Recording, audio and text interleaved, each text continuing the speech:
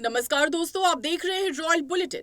उत्तर प्रदेश और गुजरात सरकार द्वारा अपने अपने राज्यों में समान नागरिक संहिता लागू करने की योजना पर कांग्रेस नेता मणिशंकर अय्यर ने कड़ा विरोध जताया है। उन्होंने साफ कहा कि वे यूसीसी के खिलाफ हैं क्योंकि इससे देश की विविधता और परंपराओं पर असर पड़ेगा।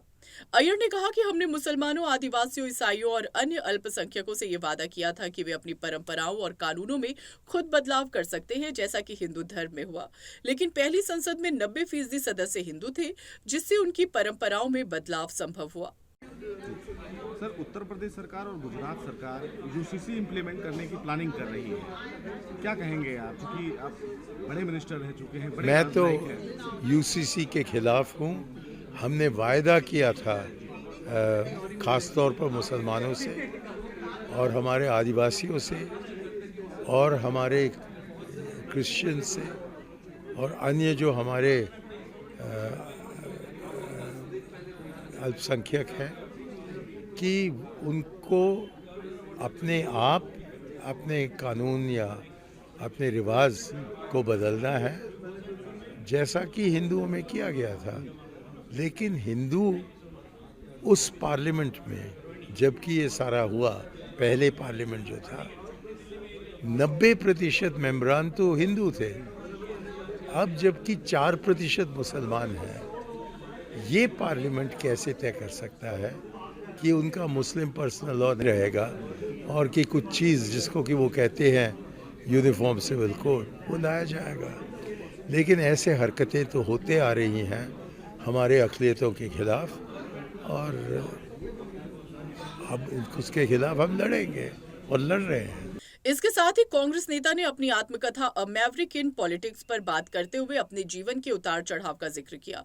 उन्होंने बताया कि ये किताब उनकी जिंदगी के अनुभवों पर आधारित है। अय्यर ने कहा कि मुझे ये अनूठा लगता है कि एक राजनयिक जिसने भारतीय विदेश सेवा में 26 साल बिताए, वो अचानक अपने प्रमोशन के समय सरकारी नौकरी छोड़कर राजनीति में आ गया। Sir, the maverick in politics ji, क्या है इस किताब में और इसके की पॉलिटिक्स? ये मेरी ज़िंदगी के बारे में है और मेरी ज़िंदगी में बहुत उतार चढ़ाव रहा है, तो उसके बारे में मैंने बताया।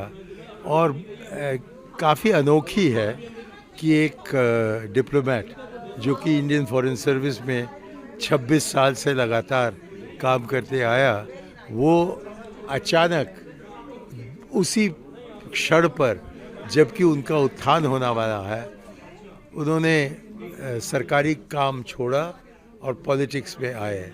लेकिन इसका मूल कारण था राजीव गांधी। तो उनको मैंने मुतमईन किया, मुश्किल था, लेकिन 2 महीने के अंदर उन्होंने मान लिया और मैंने इस्तीफ़ा दी और पॉलिटिक्स में आ गया।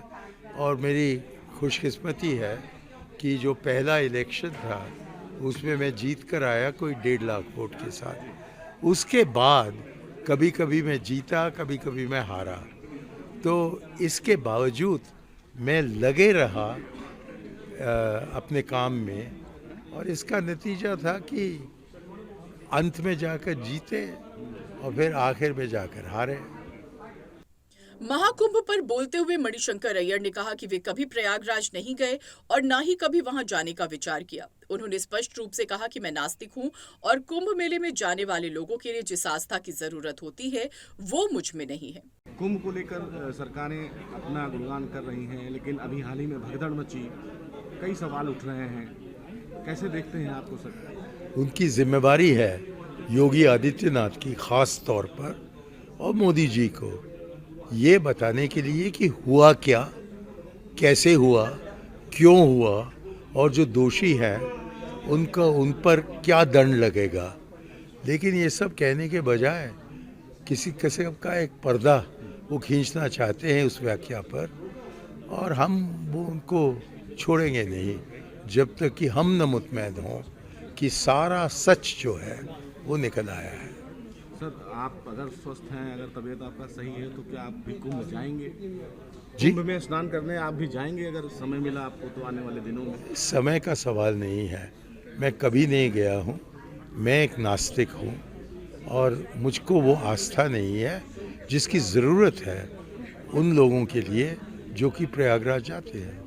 उनके इस बयान ने एक बार फिर राजनीतिक हलकों में चर्चा को जन्म दे दिया है। पहले भी कई बार मणिशंकर अय्यर के बयान विवाद के कारण बन चुके हैं। न्यूज अपडेट के लिए सब्सक्राइब करें रॉयल बुलेटिन और इस वीडियो पर कमेंट कर अपनी राय जरूर दें।